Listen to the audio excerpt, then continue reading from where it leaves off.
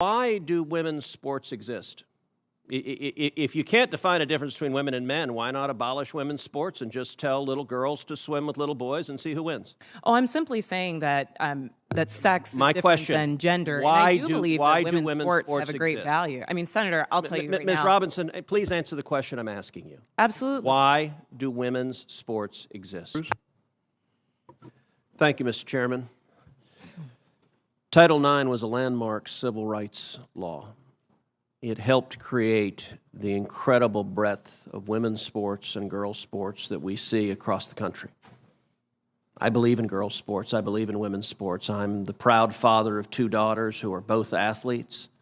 I think participating in competitive sports is a wonderful thing for a young girl. I think it is a wonderful thing for a woman. And I think, unfortunately, today's Democrat Party has decided that women's sports and girls' sports no longer matters, and they're willing to push radical legislation designed to destroy girls' sports and women's sports. Ms. Gaines, I want to thank you for your courage. You are relatively young, but you have demonstrated incredible courage. And because you have dared to speak up, you have been demonized, you have been vilified. I saw when you were attacked by a leftist mob at San Francisco State University for daring to speak up.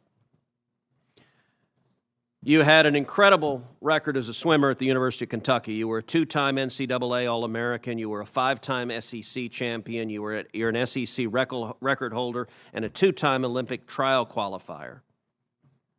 But yet on March 27th, 2022, something changed.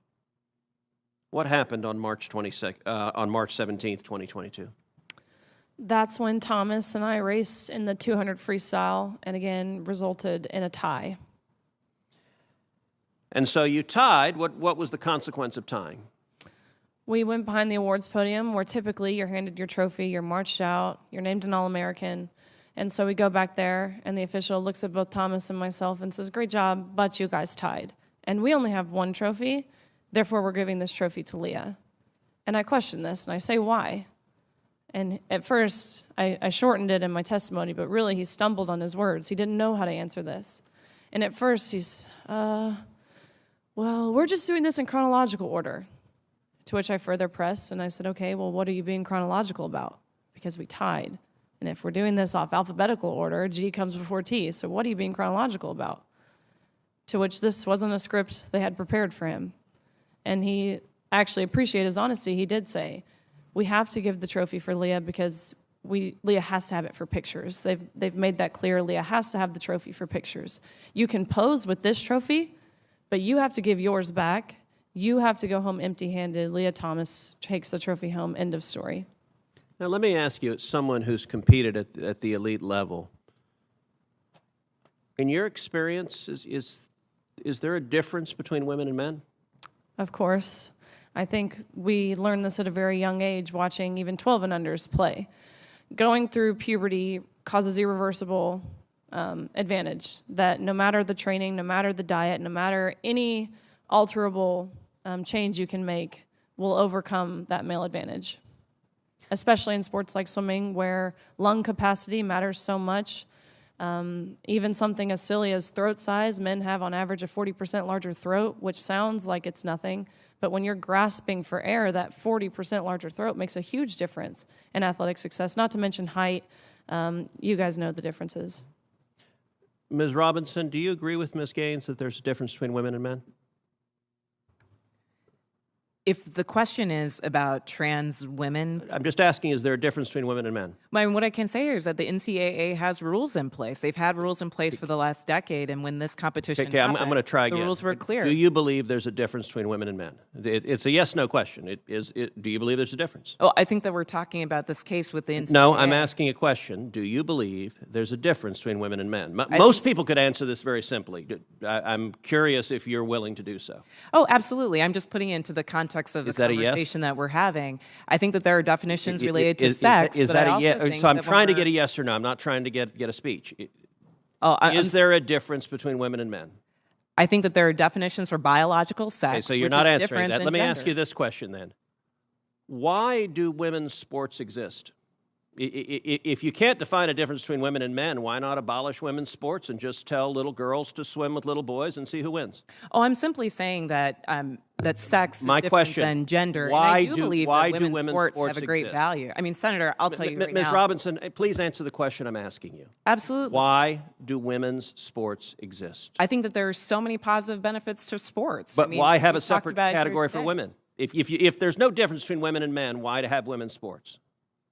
I'm saying that there's a difference between sex and gender, and that the NCAA has rules in place, which they have for the last decade. Mr. Chairman, which I would determine like that to enter into related the to record an participation. article from Duke Law called Comparing Athletic Performances for the Best Elite Women to Boys and Men.